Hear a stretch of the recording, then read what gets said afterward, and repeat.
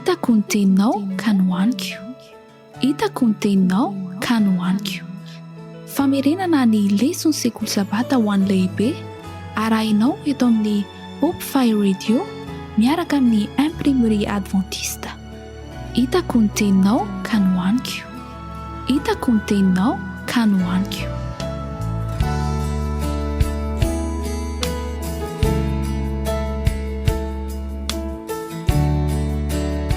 Ampifaliana lehibe indray no iarabako anao manaraka ny Hope Fire Radio miara-mamerina sy mandala ilay ity taridalana fandalena soratra masina ity. Efa tonga eo amin'ny lesona fahavarotrantsika ankehitriny amin'ilay andihan'ny fianarantsika lesona momba ny finoana avy amin'ny bokin'i Josoa. Ary ity herinandro ity dia miresaka manokana amin'ilay lehilahy atao hoe Josoa sika sy ilay olona niaraka taminy dia Kaleba izany. Eny, hiditra amin'izany lesona izany sika. Lohateny lesona fahavalo dia hoe Josoa sy Kaleba olo-malaza ny finoana. Misy teny iray izay miverimerina matetika be ao amin'ity lesona ity. Indrindra hita avy hatrany amin'ny lesona sabotsy arivo izany dia ilay teny hoe ohatra. Tsy hoe tsara fanahy fotsiny Josoa sy Kaleba tamin'ny tenany manokana, na dia marina ary izany, ary tsy hoe manana tantara mahafinaritra fotsiny fa napetraka ohatra ho an'ny hafa mihitsy i Josoa sy Kaleba mba hianarantsika aminy ary hiezahantsika noho ny fahasoavan'Andriamanitra hanahaka izany ohatra izany. Izaho manokana ry mpiara-mianatra malala dia nankafy ny mianatra n'ity lesona ity.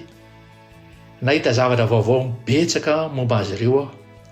Zavatra izay tsy hoe veriko loatra taloha ka dia tonga ohatra ho azy izany. Manantena fa toy izany ihany koa ianareo lehilahy rehetrarehetra, ianareo rahalahy rehetrarehetra amin'ity herinandro ity raha miara-mianatra amiko izany lesona izany. Ny namanareo, mpanomponareo Dr Jean-Jacques Andriampariny no manolotra ho anao ity taridalana ity.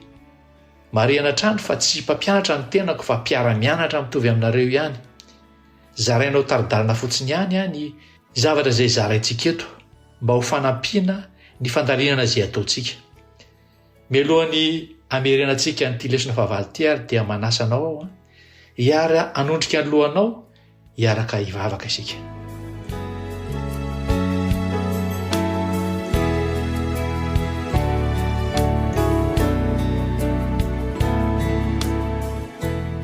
Ry rainay masina tsara indrindra izay any an-danitro, misaotra anao zahay noho izao fotoana omenao anay an'izao. Misaotra noho ny nanomezanao anay ity lesona ity. Mangataka aminao zahay Tompo mba hanomezanao anay ny fanahinao masina hanazava izany teninao izany ataponay. Tao manokana ty namako mpiara-mianatra amiko ity izay miara-miaino izao onjam-peo manaratra fanantenana izao. Taio izy amin'ny zavatra rehetra. Taio mba ho afaka handray tsara ny ohatra izay asainao raisina mikasika an'i Josoa sy Kaleba izay tsirairay avy. Tononona izao vavaka izao ny aminaran'i Jesosy. Amen.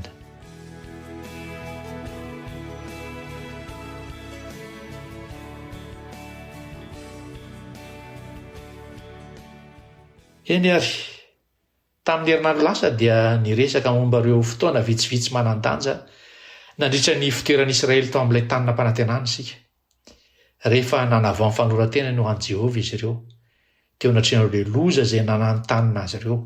Noresana tamin'izay fotoan'izay fa toa manohitra ny lojika ny fahitana fanapahan-kevitry Josoa raha namora ireo Israelita ireo teo amin'ny faritany fahavalony izy sy nankalaza ny Paka teo anoloan'ny loza manany tanina ary nanorona alitara sy ny ankoka tamin'i Jehovah raha mbola tao anatin'ny ady akalana an'ilay tanina mpanantenana ary nanorona ny taberna kelin'i Jehovah raha tsy mbola nahazo ny lovany akory aza ireo foko fiton'ny Israely. Maneho ny fatokinana nanan'i Josoa izay nanatanteraka ilay teny hoe fankatsao no fatsakan'Andriamanitra sy ny famarinany dia ho anampy anareo izany rehetra izany ny toe-javatra rehetra izay nitanteran'i Josoa tamin'ireto vahoaka izay nitarehany reto. Noresahana ihany koa fa ny tsy fankatoavantsika sy ny fiatsaram-belatsia ataontsika momba ny lalàn'Andriamanitra dia manaratsy ny toetra sy ny anaran'Andriamanitra mihitsy. Eto amin'ity lesona an'io ity ny fatokian'i Josoa sy Kaleba dia tsy voninahitra ho azy ireo fotsiny fa naseho fianarana avy amin'ny ohatra aseho any koa. Noho izany ry mpiara-mianatra malala, izany ohatra fianarana izany no votoatin'ny lesona amin'ity herinandro ity. Ohatra, raha jerentsika amin'ny lesona sabotsy ariva dia misokatra amin'izao fehezanteny izao izany lesona izany hoe malala avokoa ny ray aman-dreny rehetra fa mianatra amin'ny alalany ohatra aseho azy ny zanaka, sa tsy izany? Eo amin'ny andiny teny faharoa amin'ny fizarana sabata ariva ihany koa dia ahitana azy izao teny izao manaraka hoe manomboka amin'ny fahazazany dia ny ohatra aseho azy no mamolavola ny olombelona. Aoriana izay indray dia miseho reto teny manaraka reto hoe makatahaka, modely, dinihana. Dia miverina indray ilay hoe ohatra manokana. Izany hoe ohatra, izany hatrany no miverimperina amafisina amin'ity lesona izay ianarantsika ity.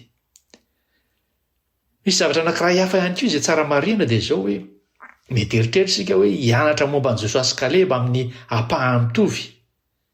Fa amin'ity lesona indray mandeha ity dia saika mifantoka betsaka amin'ny Kaleba ny lesona izay ianarantsika. Ohatra, ny alatsika dia miresaka momba ny anaran'ny Kaleba. Ny alatsinainy miresaka momba ny tanin'ny Kaleba. Ny talata miresaka momba ny zanaky Kaleba vavy. Ny alarobia voasongadina kely ny fifidianan'ny Josoa ny taniny. Ny alakamisy dia resahantsika ilay fitsipika amin'ny hoe fibanjinana. Rehefa mibanjina isika dia azo fiovana.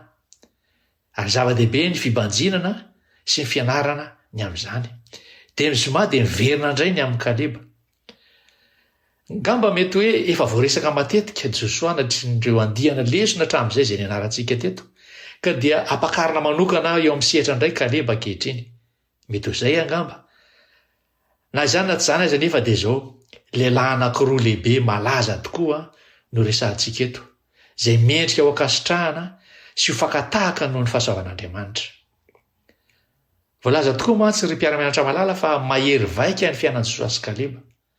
Nandany ny fahatanorany tamin'ny mpanompo tany Egipta izy ireo, tamin'ny fiandohan'ny fahalehibiazany, dia nanatitra maso ny asa mahery nataon'Andriamanitra tamin'ny fahagagana izay voalaza tao amin'ny Eksodosy izy ireo.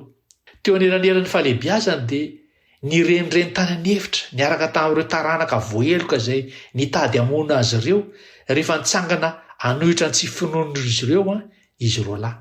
Farany tamin'ny fahanterany dia niampita ny Jordana izy ireo mba handova ilay tany nampanantenaina. Ny fiainan'izy mirahalahy dia mahavoaka ny zavantranga ny tantaraina tamin'ny Pantateuka manontolo afa-tsy izay voalaza ao amin'ny Genesisy. Ireo traikefa sy zavantranga ireo no namolavola ny toetran'ireo lehilahin'Andriamanitra miavaka ireo. Nandalo fanadevozana, fanafahana, fahatso-panantenana, fanantenana, fahatarana sy fahatanterahana izy ireo.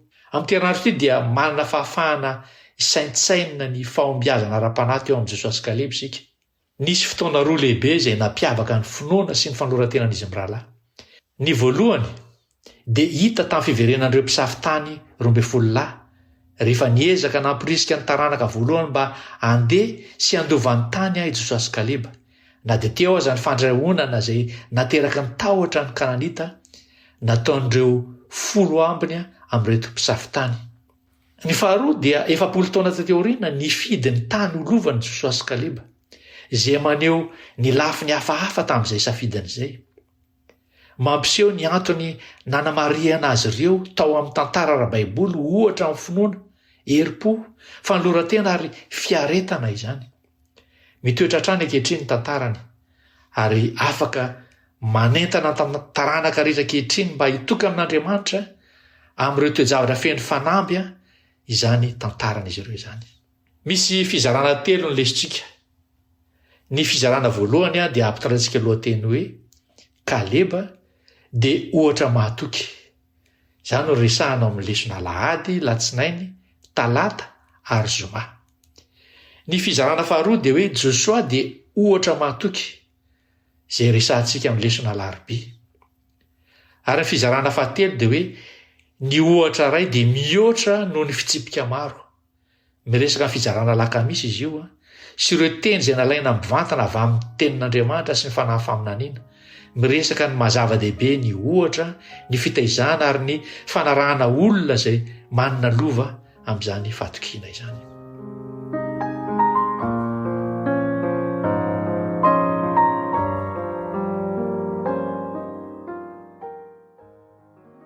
zay ary ny ela fa hiditra avy hatrany amin'ny fizarana voalohany isika izay mitondra lohateny hoe Kaleba dia ohatra mahatoky mifantoka amin'ny lesona Alahady Latsinainy Talata ary Zoma izany lesona izany. Lesona Alahady dia miresaka manokana ny anaran'ny Kaleba. Kaleba ilay olona mahatoky na dia eo amin'ny anarany fotsiny aza dia ahitana taratra an'izany maha olona mahatoky azy zany. Ny teny hoe Kaleba amin'ny teny malagasy dia avy amin'ny teny hebreo hoe Keleb izay midika hoe alika. Ao amin'ny baiboly anefa ny alika dia tsy aseho toy ny hoe sakaizan'ny olona tahaka ny fiheverantsika azy ankehitriny fa matetika dia amin'ny endrika fanambaniana no anehoana an'izany.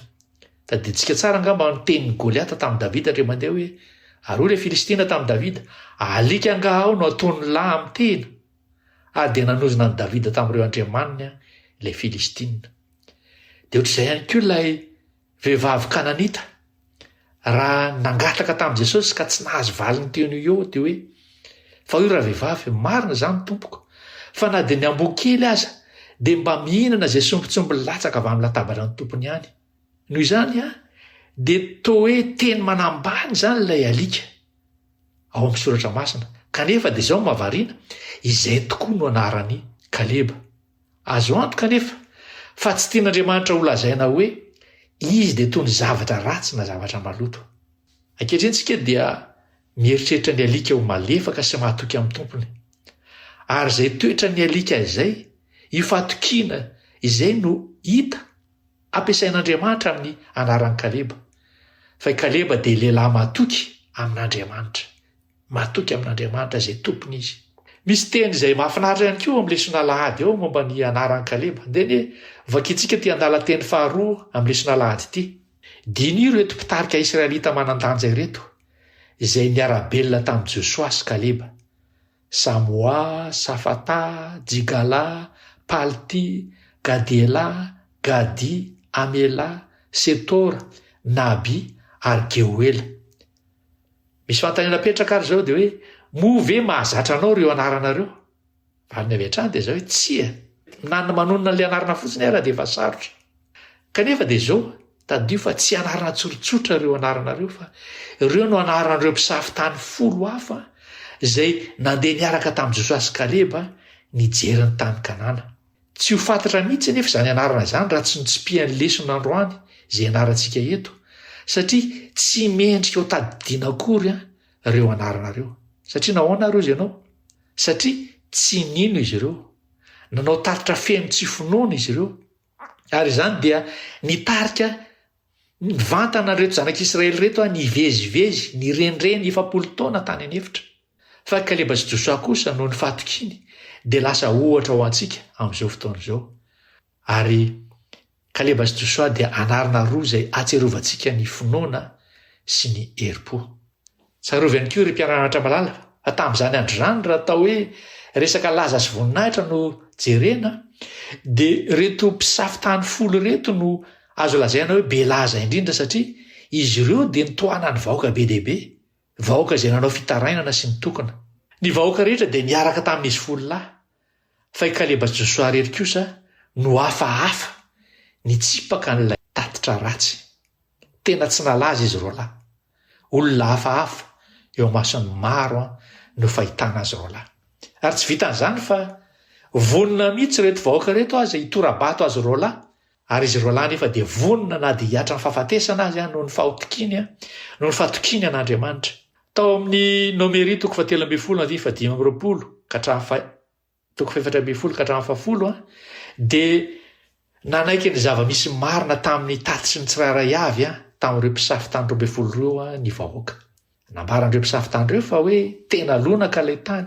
Ny voankazo nentina avy tany dia porofo manambara fa ilay tany dia tena tany tondra-dronono sy tantely. Ary izay andala teny izay no dia mahazatra ampiasaina any amin'ny faritra atsinarana akaiky ihany fa iny ilazana ny hoe ny abetsahan'ny sakafo amin'izany toerana izany. Tsy kisendrasendra koa io fomba fiteny io hoe tany tondra-dronono sy tantely io satria io fiteny io ihany koa no hita amin'ny fitenin'Andriamanitra momba ny Kanana tamin'ny Mosesy sy ny olona. Tena niavaka tokoa ilay tany ary marin'Andriamanitra. Niaiky ihany koa izy rehetra fa momba ny fahaizany miaramila ao Kananita dia ny faharitan'izy ireo fa hoe matanjaka sy mitoetrany amin'ny tanàna ngeza sy voary mafy ny olona amin'io faritra io. Ary hatramin'io fotoana io dia nanginjo Jesosy sy Kaleba satria tsy afaka nandà fa marina ny zavatra hitan'izy ireo. Kanefa nanomboka teo amin'ny fantokianan'ireo zava-misy ireo dia niseho ny tsy fitovekevitra. Ny maro anisa dia namoaka tsoakevitra hoe tsy afaka miakatra hiady amin'izany firenena izany sika fa mahery no isika izy ireo. Dia nambarana reto maranisy reto hoe ny tany izay nalehanay no tsy dianao izy dia tany izay mihinana ny mponinao. Ary tamin'ny fijerinay dia ny tenanay dia tahaka ny tsingetana izahay. Jesosy sy Kaleba kosa nefa dia nifanohitra amin'izany ry mpiara-mianatra malala no lazainy hoe andeha isika hiakatra mihitsy mba hahazahoantsika azy fa haresy azy tokoa isika. Ilainy eto dia manambara mazava tsara ny vokatry ny taty sy ny mpisafitany folo teo amin'ny fiangonana. Voalaza amin'ny patriarika sy mpaminany pejy 7:26 zany hoe ny tsy finoany dia mampiely aloka manjobona teo amin'ny fiangonana ary adino ny hery lehiben'Andriamanitra izay niseho matetika ho an'ity firenena voafidy ity.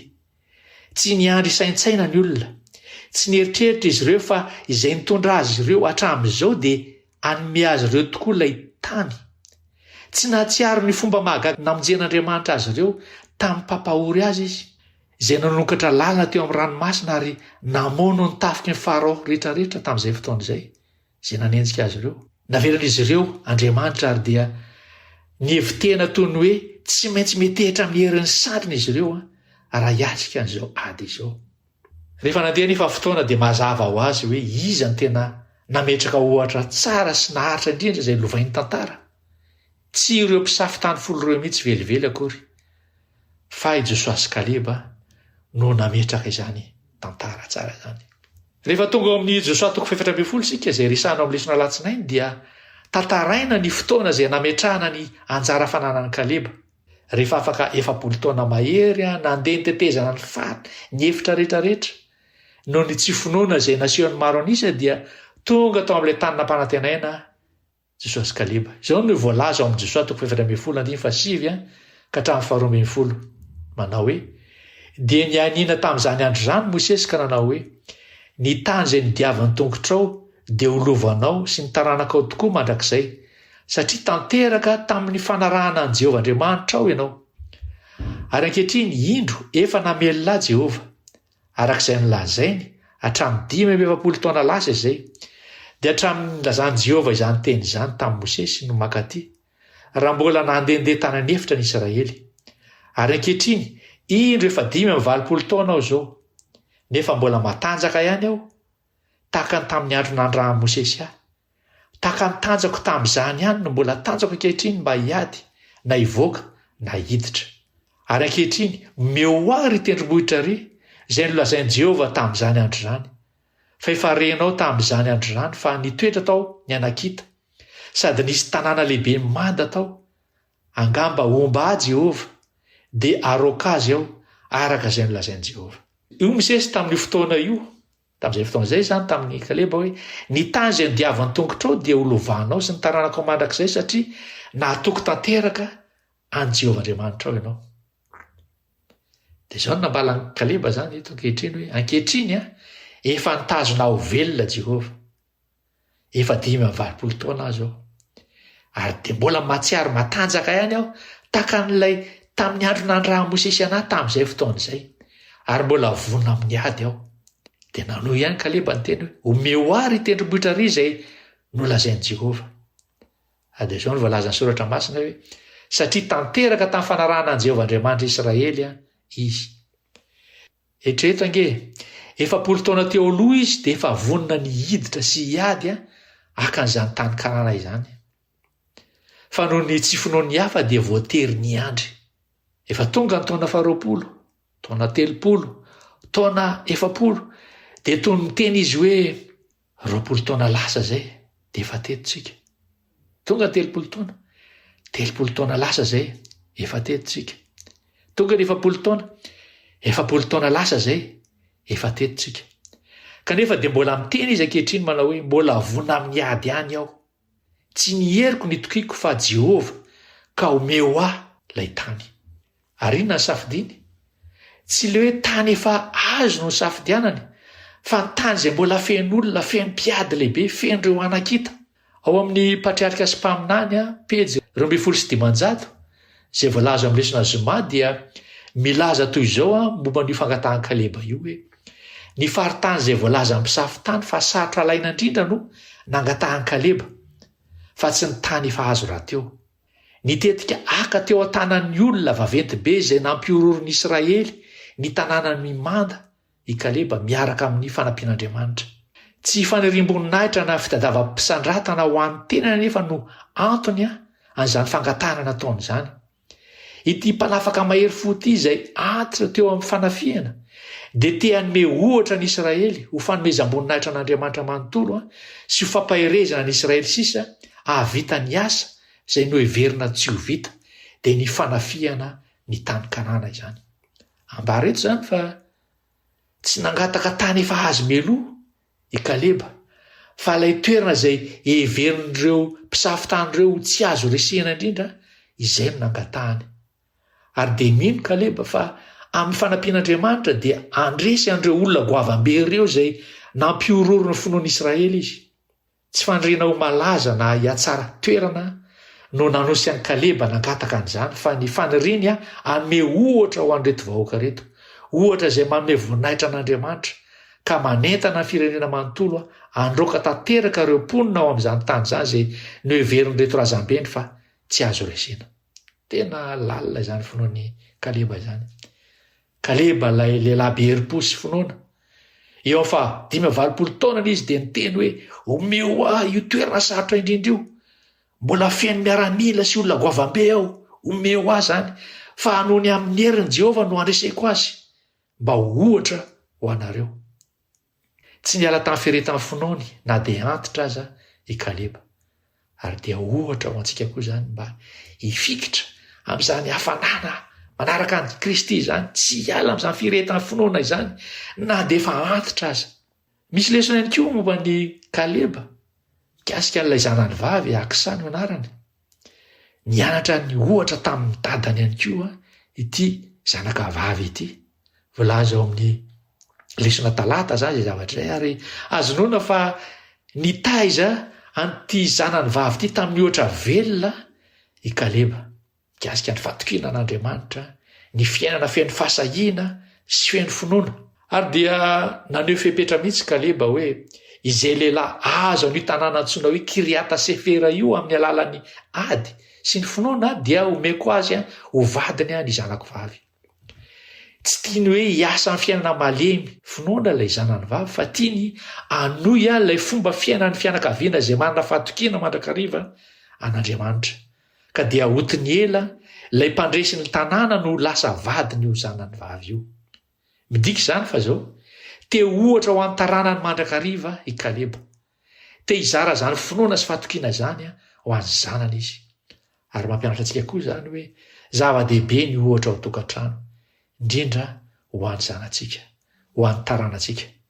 Izao ny voalaza ny noty amin'ny lesona talata andalateny 7 sy 4 manao hoe toy ny nangatahany Kaleba tamin'i Josoa hoe omeo ary tendrombohitra ary dia naneho finoana sy fatapa-kevitra nitovy amin'izay naseho ny rainy i Aksa.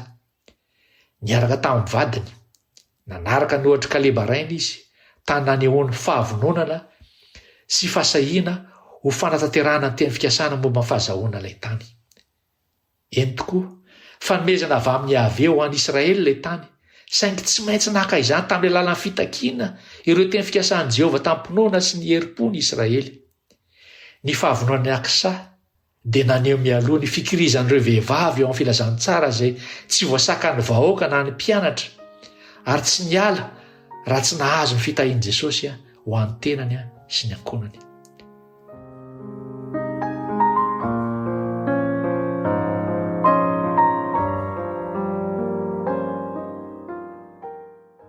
Izay indray ara zany ny fizarana voalohany amin'ny lesona izay nataontsika iny, fa hiditra avy hatrany amin'ny fizarana manaraka isika. Ny fizarana faharoa dia hoe Josoa ohatra matoky amin'ny fahatsorana sy ny fanatretena, ary dia resantsika lesona alarobia no ahitana an'izany. Mazava ny mpiara-mianatra malala fa ny bokin'ny Josoa manontolo dia feno fanambarana momba azy. Fa amin'ity lesona ity ny zavatra lehibe izay asongadina eto dia ny safidin'ny Josoa momba izay ho taniny. I Kaleba dia ny safidy tany sarotra indrindra izay feno sedra goavana mba ho fanehoana ny finoany. Fa i Josoa kosa dia ny safidy tany tsotra akaiky ny foibe ny fanompovavahana. Dia niova kitrika ny Josoa 7:20 fa 7:7 sy 50. Josoa 7:7 sy 50 manao hoe dia vitany ny zarana ny tany olavana araka ny faritaniny ka dia nomeny zanak'Israely lova teo aminy koa Josoa zanakonono. Araka ny teny Jehova dia nomeny azy ny tanàna izay nangatahany dia Timna Tasera any amin'ny tany avoanan'ny Efraima. Dia nanamboatra ny tanàna izy ka nitoetra tao. Misy zava-dehibe izay tsara tsindrina eto ry mpiara-mianatra malala. Le fanambarana hoe rehefa vita le fizarana vao nomena any Josoa. Midika zany fa i Josoa zany ny farany nahazo tamin'ilay lova nampanantenana. Navelan'i Josoa daholo ny hafa isafidy izay tiany ho alaina. Voafetra ihany ny tanin'i Israely saingy Josoa dia toy ny mieritreritra hoe aleo ny hafa aloha ahazo e. Ahoana ny anjaran'ny firenena tsirairay avy? Efa nahazo ve ihany? Efa nahazo ve ihany? Rehefa vita izay rehetrarehetra izay vao nisy nahatsiaro hoe ary ahoana ny aminao ry Josoa? Dia arak'izay zany dia izay sisa tavela zany no noraisiny. Ny anarana hoe Timna Tasera ihany koa dia mifandray amin'ilay teny hoe sisa tavela na hoe sombiny na hoe ambiny. Izay dikan'izany hoe Timna Tasera zany. Ary zava-dehibe ihany koa ty lesona tsoahana manaraka ty hoe ilay Timna Tasera io dia akaiky ny Silo, teo akaiky ny tabernakely zany no misy azy. Ary izany no ahitantsika ny lahara-pahamehana tao am-pon'ny Josoa. Tsy nitady voninahitra sy toerana tsara izy, fa nitady izay atonga fonenany ho akaiky ny fonenan'Andriamanitra.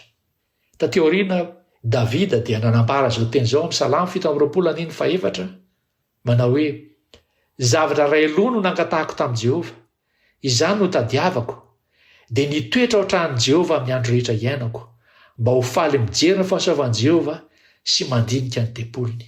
Hita mazava zany eto fa Kaleba dia ohatra amin'ny faharetana sy ny herim-po amin'ny ady ara-panahy.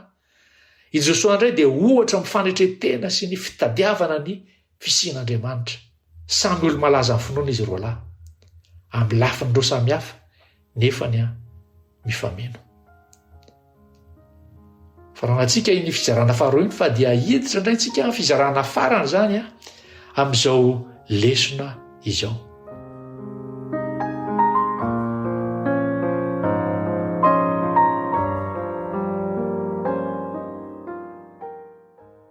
Ny fizarana fahatelo dia ampitondraitsika lohateny hoe ny ohatra ray dia mihoatra noho ny fitsipika maro. Mifototra amin'ny lesona alakamisy izy io sy ireo teny izay nalaina tao amin'ny soratra masina sy nalaina mivantana avy tamin'ny fanahy farinaniana.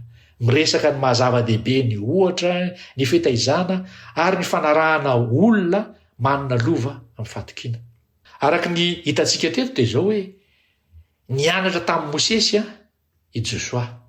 Hitantsika ihany koa fa nianatra tamin'ny Kaleba rainy i Aksa. Dia itsika ihany koa dia tokony hianatra amin'ireo ohatra matoky ireo. Kanefa dia izao matetika dia manana politika fiteny manao hoe aza mijery olona fa Andriamanitra ihany jereny.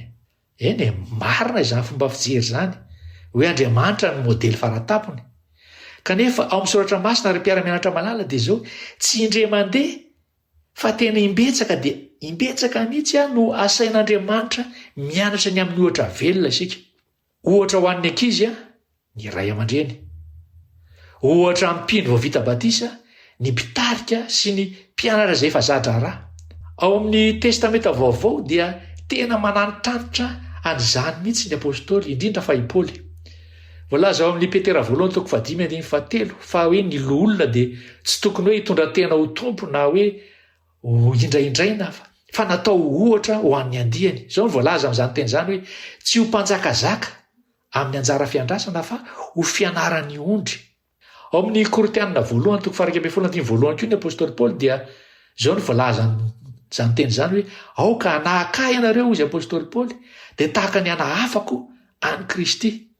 ao Filipianina koa 7:7 dia zao ny voalaza hoe ry rahalahy, aoka samy anahaka ianareo ka dinio izay mandeha tahaka ny anananareo anay ho marika.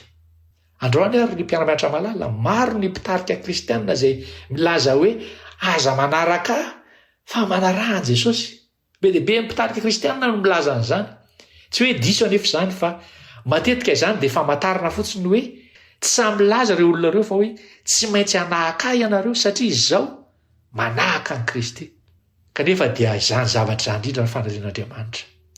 Irian'Andriamanitra aho ho mpino azo jerena, mpino azo tahafina ny fiainako, fiainana azo tahafiny ny olona. Tsy hita maso eo ty amin'ny vatany ety an-tany intsony manko Jesosy amin'izao fotoan'izao fa aseho fanahy-masina amin'ny alalan'ny olona izy, amin'ny alalanao, amin'ny alalako. Tian'Andriamanitra mba ho isika ireo no lasa ohatra ho jeren'ny olona. Noho izany dia mila olona mampiseho amin'ny tena fiainany ny hoe inona ny dikany hoe mandeha amin'ny lalan'i Kristy. Mila an'izany Jesosy ankehitriny. Zao voalaza ao amin'ny Christian Service, voalaza ny Ellen White pejy 7:50 manao hoe maro ny ovonina hiasa raha ampianarina ny fombanomboana. Mila toromarika sy fanentanana izy ireo. Tokony ho sekoly fampiofanana ho mpiasa kristianina ny fiangonana tsiraray. Tokony ampianarina ny mpikambana. Ampianarina mpikambana ny fomba hanomezana fianarana baiboly, ny fomba hitarihana sy ampianarana kilasy ny sekoly sabata, ny fomba anampiana ny mahantra sy karakarana ny marary, ny fomba hiasana ao an'ireo izay tsy mbola nibebaka. Tokony hisy ny sekoly ny fahasalamana, tokony hisy ny sekoly ny fandrahoan-tsakafo, tokony hisy ny kilasy amin'ny asa fanampiana samihafa ho an'ny kristianina. Tsy tokony ho teoria fotsiny ihany fa tokony hisy asa tena izy miaraka amin'ny mpampiofana zadraraha izay le fiainana kristianina. Ary eo ka ny mpampianatra hitarika amin'ny asa eo amin'ny vahoaka dia ny hafa kosa hianatra amin'ny ohatra izy ireo. Ny ohatra anankiray dia mihoatra ny fitsipika maro ary tena mazava izany. Azo ampianarina amin'ny teoria ny olona anankiray fa nefa tsy ova raha tsy hitany ilay ohatra mivantana ka dia ampidirina ao amin'ny asa miaraka ampitarika efa manao azy. Mila hita izay ohatra mivantana izay. Ary dia izany no nataon'i Jesosy. Raha nanendry ny 12 lahy izy Marka 7:7 hoe ary nanendry ny 12 lahy Jesosy ho ao aminy sy raha ny toriteny. Voalohany indrindra izany dia izao hoe hiaraka aminy, ho ao aminy. Hianatra ny amin'ny ohatra ny fiainana izany aloha izay ny antony nantrahana azy. Rehefa avy eo izay vao hoe alefa hiasa. Amin'izao fotoan'izao dia toy izany ihany koa ny ilàn'ny fiangonantsika. Ilaina fianarana teoria. Mila ohatra velona kosa nefa Andriamanitra. Ohatra velona fomba fitandremana sabata, amin'ny fitondran-tena, ohatra velona fihinanana sy ny fahadiovana, ohatra velona fanompoana sy ny fizarana toriteny. Isika tsiraray avy dia sekoly fianarana avokoa ho an'ny hafa. Na ho amin'ny tsara izany na ho amin'ny ratsy. Mba hanana izany toetra. Izany nefa ny mpiara-mianatra malala dia ilaintsika ny fimbajinana an'i Kristy. Izao voalaza amin'ny lesona Alakamisy andalam-teny 2 sy 4 hoe miresaka momba mahazava-dehibe ny fibanjinana ny toetran'i Jesosy Ellen White. Mijery an'i Jesosy sika dia mandray fahitana an'Andriamanitra mamirapiratra kokoa sy mazava kokoa. Ary ny fibanjinantsika azy no manova antsika. Ny toe-panahy araka an'Andriamanitra, ny fitiavan'ny mpiarabelona amintsika dia manjary toetra mandeha ho azy ao amintsika. Mampitombo toetra mampanahy izay setry ny toetra mampanahy an'Andriamanitra no alalantsika bebe koa azy. Mitombo hatrany hatrany ny fidirantsika lalindala koa amin'ny fakazarana any an-danitra ary dia manana hery mitombo hatrany sika andraisana ny haren'ny fahalalana sy ny fahendren'ny mandrakizay. Hainy fanahy masina ny manova antsika avy ao anatiny mankeo ivelany dia tahaka ny fiofon'ny biby tsanjo ho lolo tsara tarehy. Kanefa mba hitrangan'izany fiasan'ny fanahy masina izany amintsika dia mila manokana ny tenantsika ho an'Andriamanitra sika ary mangataka aminy hanohy ny asa tsara izay natombony ao anatsika. Ary farany tsy maintsy manao safidy amin'ny mpiheverina tsara sika amin'ny fotoana rehetra mba andeha araka ny fanahy. Eto ampamarana ary mpiara-mianatra malala ny lesona sabotsy hariva no dia aveantsika indray izay veriko fa mamintina an'ity lesona ity eo amin'ny andalan-teny 2 amin'izany lesona sabotsy hariva izany hoe manomboka amin'ny fahazazany ny ohatra aseho azy no mamolavola ny olombelona. amin'ny alalan'ny fakatsika tahaka ireo izay akaiky indrindra antsika no azahoantsika ireo zavatra fototra eo amin'ny fiainana, toy ny mamindra, ny miteny, ny maneho fihetseham-po. Ary na dia efa olon-dehibe asika dia mbola mila modely ihany. Ary na dia tsy ravorary ary izy ireo, dia azontsika dinihana sy alay tahaka ireo toetra ara-panahy izay natonga azy olo-malaza amin'ny finoana. Noho izany, rehefa mamaky ny tantaran'i Jesosy sy Kaleba ary tsika, dia izao taddio hoe tsy hoe tantara ho tamin'ny andron'izany fotoan'izany ihany io tantara io, fa tantara ho azao antsika ankehitriny izao. Fa ny tena napetraka ao antsika izany dia izao hoe inona ny fahatokian'i Jesosy sy Kaleba no tiantsika alaitsika tahaka ankehitriny? Ahoana no atonga ohatra mahatoky ho an'ny hafa eo amin'ny fiainako andavanandro?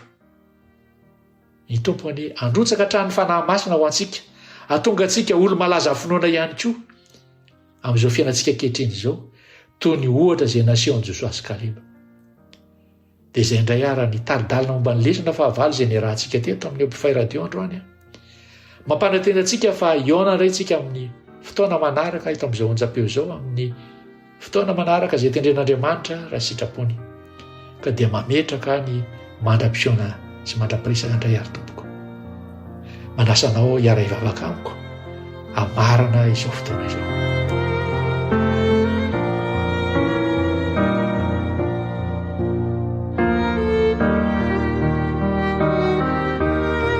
Ireraina eo izay ny an-danitra, misaotranao izay no ny ohatra maro ampisoratra masina izay asehonao, izay manampy anay ahita hoe ahoana no ny ainan'izy ireo ny fifandraisany taminao.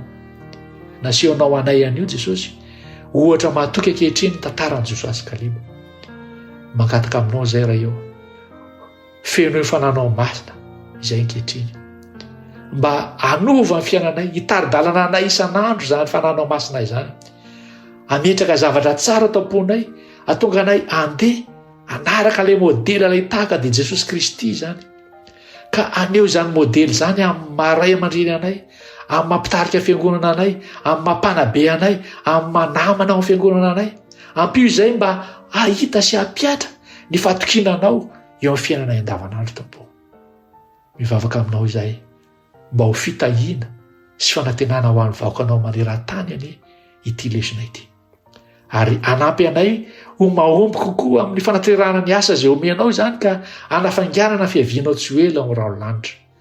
Fa tononona izany mivavaka izany noho ny amin'ny anaran'i Jesosy. Amen.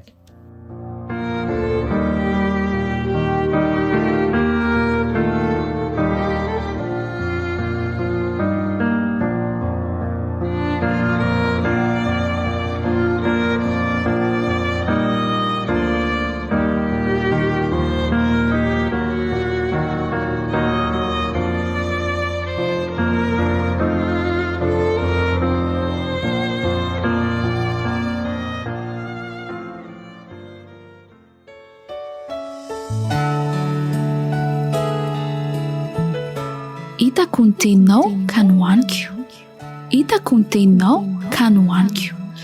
Famerenana ny lesona sekoly sabata ho an'ny lehibe arahinao eto amin'ny Hope Fire Radio miaraka amin'ny Imprimerie Adventiste.